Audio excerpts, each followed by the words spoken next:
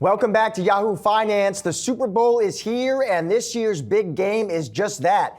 Big. Super Bowl LVIII has it all, from legends on the field to superstars off the field. And did we mention it's in Las Vegas? Something about this year's game just feels bigger. And all week leading up to the Super Bowl, Yahoo Finance has been speaking with executives and analysts to break down the financial implications of the big game. We've heard from CEOs at FanDuel and DraftKings to talk the betting landscape. Paramount's Bob Bakish spoke to the coverage of the game, and the mayor of Las Vegas joined discussing the city's economic growth.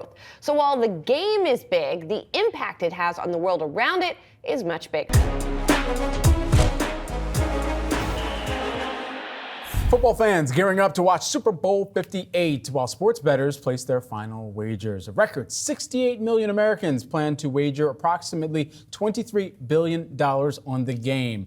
FanDuel expecting this Super Bowl to be its biggest single event in 2024.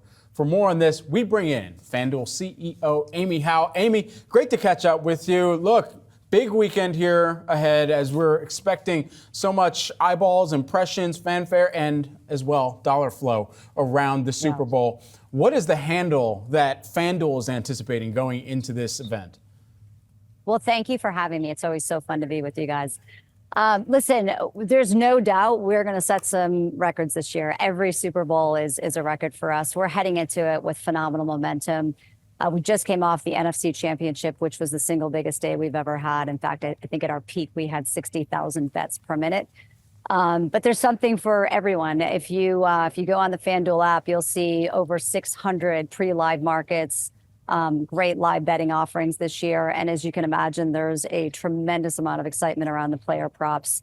Travis Kelce, of course, Patrick Mahomes, Christian McCaffrey. But there's really something for everyone. There's, one of the big player props there, the props that has really taken off is the correct score. Took off on a social channel. It's one of the most popular. Folks thinking that the Chiefs are going to win 31 to 21 to the 49ers. So go online, and there's lots to look forward to. Amy, I'm sure you've gotten a lot of questions just about the Taylor Swift effect, but I'm curious if you have seen it draw in more female interest or more women using FanDuel to bet because of the interest that's been generated by Taylor Swift. Yeah, we really have. If you look at our new activations, close to 35% of them are women. There's no doubt it has really attracted a new user to our platform. And it's such a perfect time of the year to do it, right? Women and men get the opportunity to see why people are so excited about sports betting. It's really kind of created a game within a game. Since Taylor Swift has been on the scene, the player props for Travis Kelce have more than doubled. So it's bringing that excitement, and it's also it's brought more women to NFL as well. So it's had a really positive effect. We were all watching with great anticipation the IPO of your parent company, Flutter. When you think about how you look at that moment and now try to figure out, okay, what is the next growth initiative that we put forward at FanDuel from here to contribute to that larger business? What does that roadmap look like for the year? Yeah, I mean, gosh, that was just last week. We were standing on the floor of the New York Stock Exchange, ringing the bell. Rob Gronkowski was there. By the way, don't forget to go pick whether Rob's going to make or miss. But listen, it's a huge moment for us right now. Flutter is the largest global gaming company in the world. And so now U.S. investors really have an opportunity to buy into the leading, now most profitable brand in the U.S. And that is going to just further fuel our competitive advantage. Allows us to reinvest back into, really strengthening our lead on product and innovation. And as more of the U.S. market opens up, 50% of the market still has to open up, California, Florida, and Texas over time. It just gives us tremendous runway. And, importantly, it also gives us an opportunity to continue to attract and retain the very best talent in the world. So we couldn't be more excited about that inflection point. And there's even more runway ahead. Amy, when you talk about attracting new and retaining your current users here, what does your marketing spend look like, and how are you trying to budget for that, given the fact that we are expected to get more states to come online over the next couple of years? Well, marketing it's such a critical part of what we're doing, right? We're trying to bring consumers over from the black market, and we're trying to do that safely. As new states open up, it's important to make sure that we can create awareness around our brand, but also, create awareness around how you bet responsibly. So it's a critical part of how we bring users onto the platform. And we've had the opportunity to partner with the biggest leagues in the world. We have a great partnership with the NFL, the NBA, all the leagues that you see up on the screen right here. And we're working with some of the biggest media partners to make sure that we can reach the sports betting consumer in the right moment. And Super Bowl there's no better time. This is one of the single biggest events to bring new users onto the platform and show why there's so much excitement in sports betting. Obviously, this is the biggest weekend of the year for us. It's not just the biggest weekend from a betting volume standpoint, it's also when we acquire and activate the most customers. You just showed the huge number of Americans that are betting. Most of them still betting in the illegal markets. There's still a ton of room left to grow just by tapping into people who are already betting, with more state legalization, just more adoption of legal mainstream sports betting. And Jason, how much are you seeing outside of the supporters of the teams who are already supporting this game? For people, your regular non-football viewer, of course, because of Taylor Swift, also coming in to watch these games as well, perhaps wanting to place a flutter there. How much of an expansion are you seeing in terms of getting new audiences into sports betting? Well, anecdotally, we're certainly hearing it. It's still early, believe it or not. Most of the action actually comes in more of like the Saturday, Sunday time frame. So I haven't actually gotten updated stats yet on customer acquisition and if we're seeing new demographics. But anecdotally, you're certainly hearing more interest from a wider variety of fans. I definitely give Taylor credit for that. She's brought some new fans to the game. And I think the Super Bowl is a perfect moment where anyone really can bet, because you can bet on things like the coin toss or the color of the Gatorade that'll be dumped on the coach, the winning coach at the end, and all sorts of stuff that even if you're not actually a fan of the sport, it's just, fun stuff to kind of bet on along watching different aspects of the game. So I think it's great kind of opportunity to not just bring in new fans because of the Taylor impact, which is obviously real, but also because of the fact that it's the Super Bowl and it's just so mainstream and everybody watches it and there's all kinds of cool stuff you can bet on. So Jason, you may not be able to reveal the numbers going into this weekend, but I'm curious, when you look at past Super Bowls, how critical the event is for a company like DraftKings in getting new users, new people on board, and how sticky is it? Is it just one and done for the game, or do oftentimes those users stick around? Well, it's a great question. So, definitely the Super Bowl is the day that we acquire the most customers, activate the most customers, and from that reason alone, just cast a wide net, you're going to get more casual people in there. And so, yes, there are people that just kind of, come for the Super Bowl and maybe they come back for March Madness or something like that, but they're not regularly betting on NBA or other sports. And then, there's people that have been betting all season that this is our chance to kind of activate them. Maybe they were playing with competitors, maybe they're doing other things. And also there's people that have been with us all year and, it's just a great opportunity to continue to engage them and give them fun stuff to bet on and hopefully, get them excited about coming back and betting on other sports, or at least coming back for next NFL season. Well, it is official. Las Vegas is hosting its very first Super Bowl. The big game is the latest in a string of sports wins for the city, as the legalization of sports betting makes the city an increasingly attractive destination for leagues. But the city's mayor, Carolyn Goodman, says it wasn't always that way. I spoke to her about the long road it took to get here. My husband actually made a list of all the commissioners of every major league sports and went out about the country to go visit these commissioners to talk about coming to Las Vegas. Of course, it fell on deaf ears, but it didn't stop us. And we had the Summer League with David Stern from the NBA here, and things began to develop, and we established good personal relationships.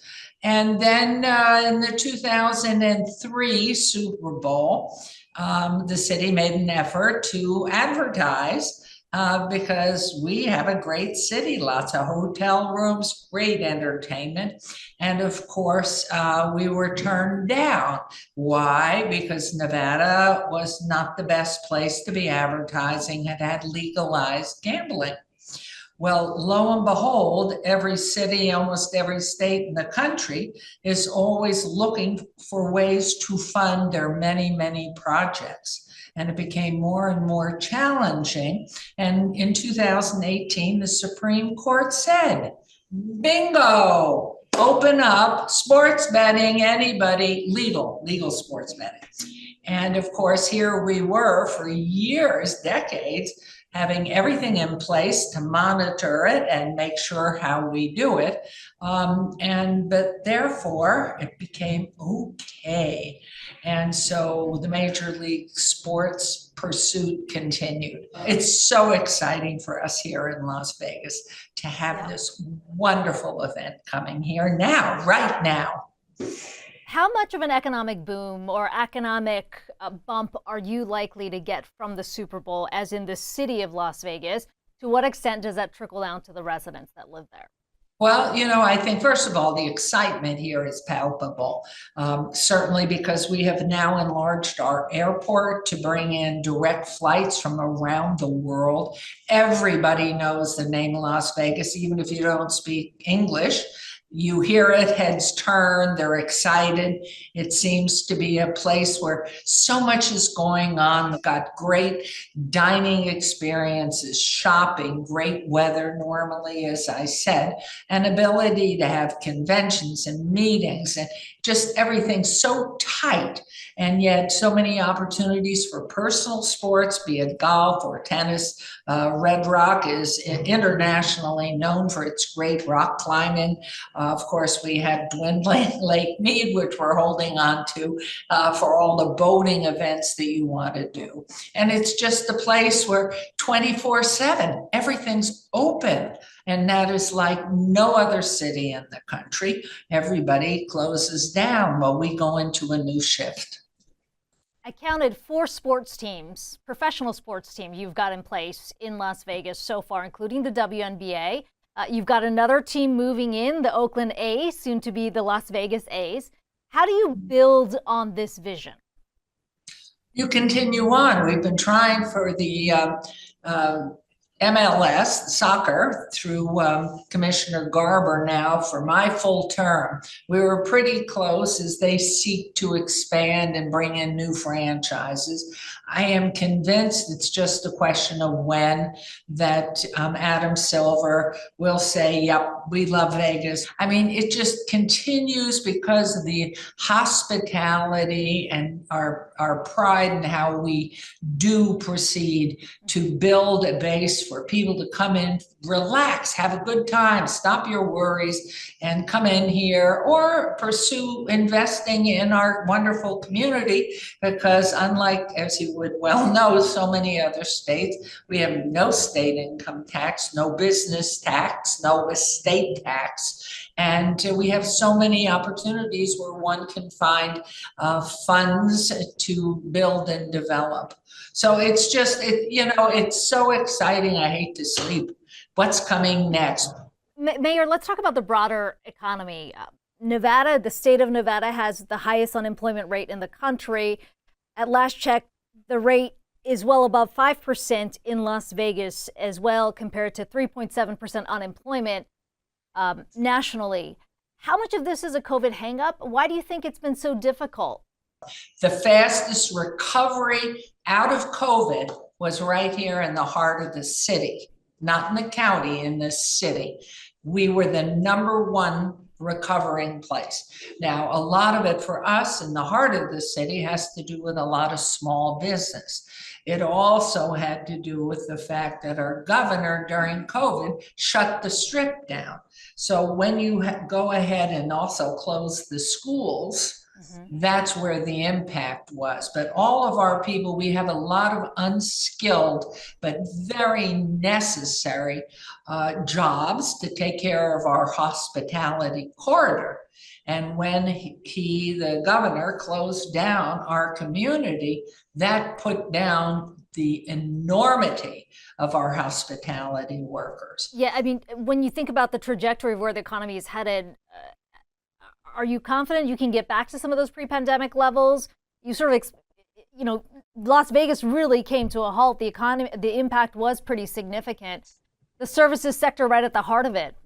The whole thought of this is our entire economy, 100% of the people that come here want to be part of this vitality, and the hospitality corridor of the Strip Even though we're diversifying our economy, it is more than just the Strip, and we could talk about technology and so many other things, our medical district, what we're doing there, the cultural base. These are all employment pockets.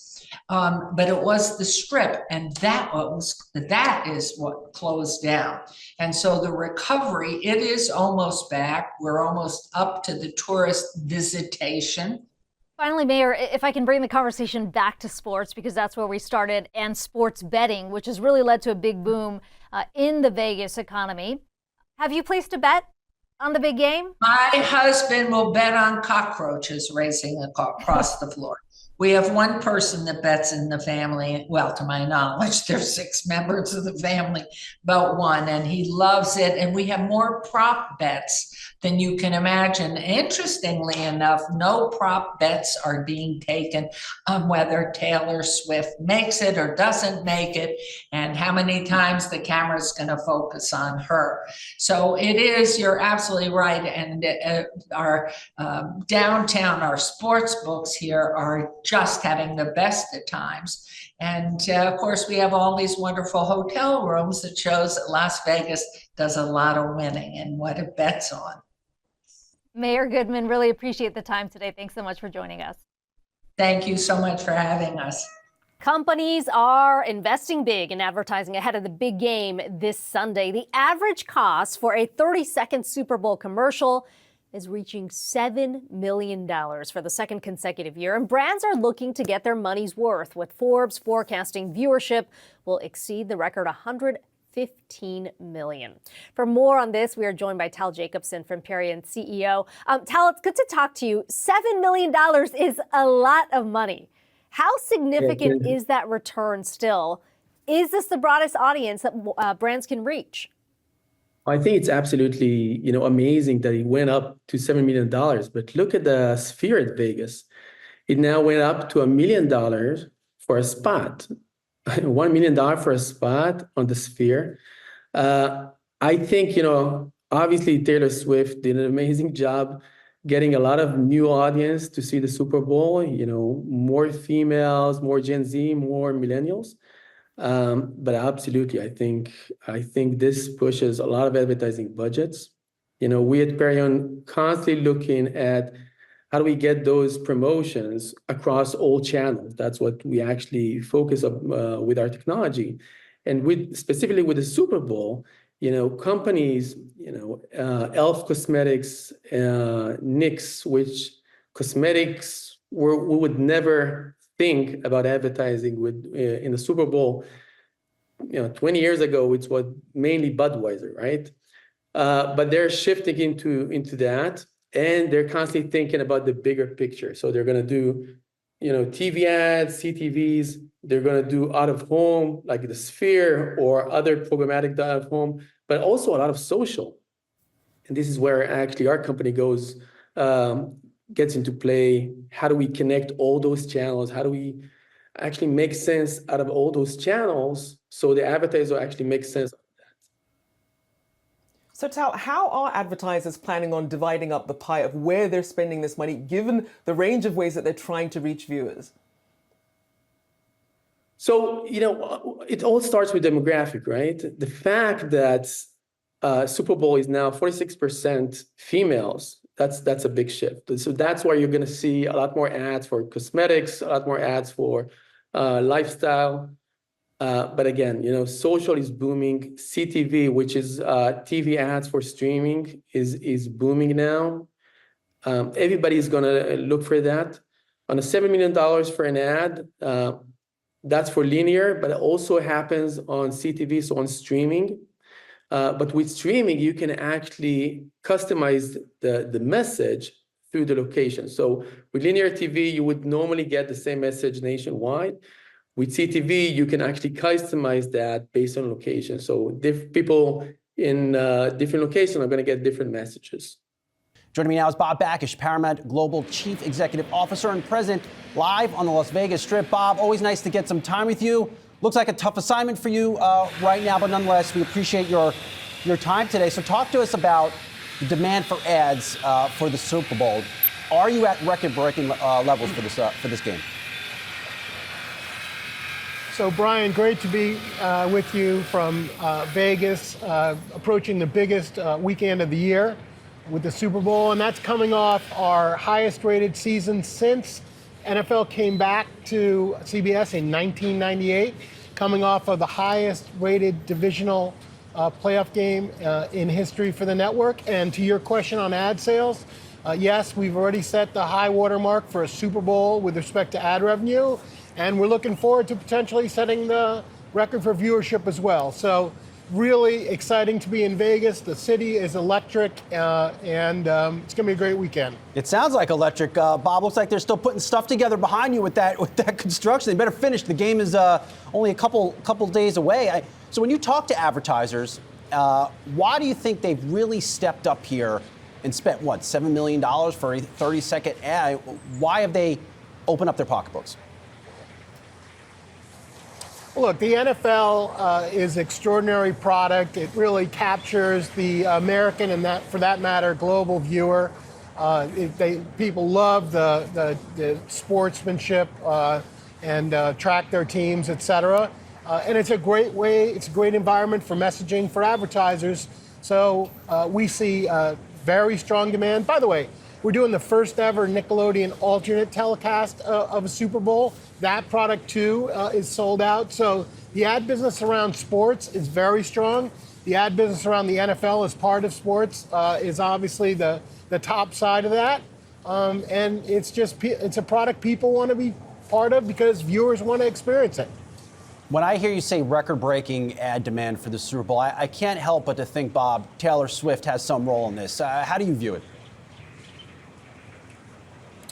Look, Taylor is a phenomenon, as we all know. She's a force in the music industry. Her tour has been massive, and she's captured the imagination of fans, including NFL fans, and is definitely bringing some incremental audience to the game. And we're fortunate that she'll be part of it this weekend as well. So, yeah, that's a plus.